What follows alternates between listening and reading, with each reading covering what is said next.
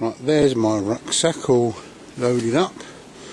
I've come to my campsite. I've been here before, but we'll go over it anyway, just for the sake of people that may be a novice to this type of camping. Right, nice clear ground, no knobbly bits on the ground. I look up to the trees. There's nothing above that indicates that one of these branches might shed, but you can never tell. Always look up. Now I'll come down to the other side. There we go. I'm back to my rucksack. I'll be going through my rucksack in a later, or the choice of rucksacks. I'm going to set my camp up. I shan't video it. It's pretty self-explanatory when I've done it. Right, that's the tarp set up. I always do the tarp first, because if it's raining or a bit inclement like it is today, you've got somewhere dry to work in. The knots I use is a bent slippery hitch, a taut line hitch type knot. For the guy lines, if I go into there, you can see it's like a half prusik knot. Very, very useful. It's an adjustable knot. You can get this quite taut. Right, this is my hammock. The little sticks made of holly, done a long while back, will become apparent when I set the hammock up. Just before I set this up, I'd like to show you what I use at either end. They're called tree huggers, and I made them from the cordage at the end of the hammock. I've cut it off and left about 12 inches on to put a carabiner, and basically every two hand widths, every two of those, I've tied a knot. When I've set the hammock up, you'll see how it works. I find it a quick, efficient and easy system, and great for adjusting. And also, if you need to fold the hammock up during the day for doing projects underneath the tarp, if the weather is like it is today, rather inclement. Right, I needn't say any more other than this is my toilet kit. In here I've got tissues, anti-bac wipes and a small disposable lighter. And obviously if I pan down, you can see the shovel. It's still in its case as I'm only staying here for a few hours. Walking poles, very useful obviously for walking, but I also use these to stand my boots on when I'm under the tarp. Upside down, they do not get filled with water. They remain off the ground so nothing can crawl inside, and they're easy to get at as I move on up. Right, basically this is all the kit there. My cooking station, I've got my honey stove, plus I've got the Crusader cup cooker, which I'm using for the first time today. I shall go through that in a bit. Down, small quarter size ground sheet. I use this primarily for if I'm jumping out of the hammock, something to put my feet on rather than the cold wet ground. Also to sit on when I'm cooking, and as a sort of like small storage area. Right, if I go up, right, well we can see if I go down, look down there, you can see my hammock. Right, we shall do an overview of that in just a second. Here I have what I call my hang up line. It goes right underneath the thing. It's just a piece of paracord tied off at both ends, and I can clip things to this that I need to get to and keep out of the dry. Right, I'm going to go down. This is my tree hugger system. As you can see, it wraps around the tree, it comes down, it's all knotted to there. Right, I use a mountain climbing carabiner, nothing else will do, and it goes onto the hammock. This is the snake skin for the hammock for when I'm packing it away.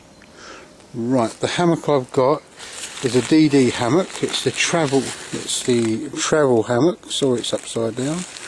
And we shall have a look.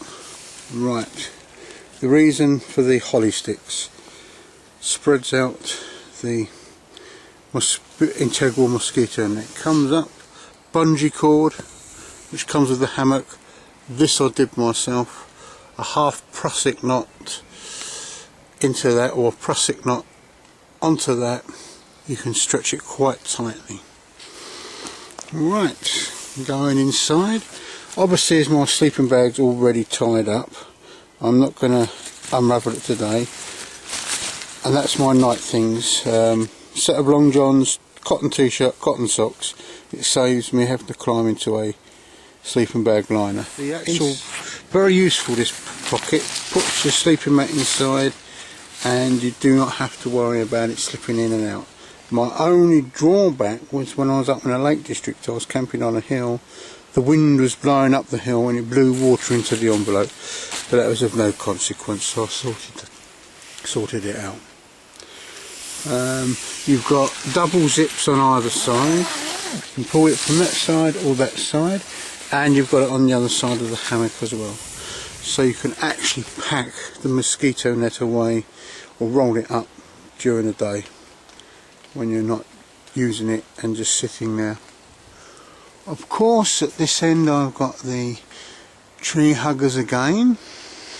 The use of the line, I've got my waterproofs here and my mosquito head net. Very useful piece of kit there. I can hang all sorts of things on here. I will hang, you know, my night gear, and it's great for hanging out your sleeping bag to air during the day if it's too inclement and you can't chuck it over the top of the tarp. Right, the billy can I use is the zebra billy can. This is the 14cm one. There's the insert. It's pretty bomb proof. I mean, it is very, very tough. It's slightly heavy, but if weight is a consideration I wouldn't go for it, but I like it. I'm a comfort man, not a weight man. I mean, we do have to take into consideration. The other day I purchased this. This is part of the Crusader Cup cooking system. I've got the cup there, which I've had for a while. I've got this now, which I bought the other week. And if I pan round, I've got my NATO water bottle and cup. This is the cup, and this is the water bottle. I've had these, incidentally, since about 1976. I may have mentioned this before. Tea bags and spoon. It all fits together rather nicely, which I will show in a while. The Green Heat takes this. It's a Green Heat gel. These were given to me by an acquaintance on a course, and it fits into that little cup there.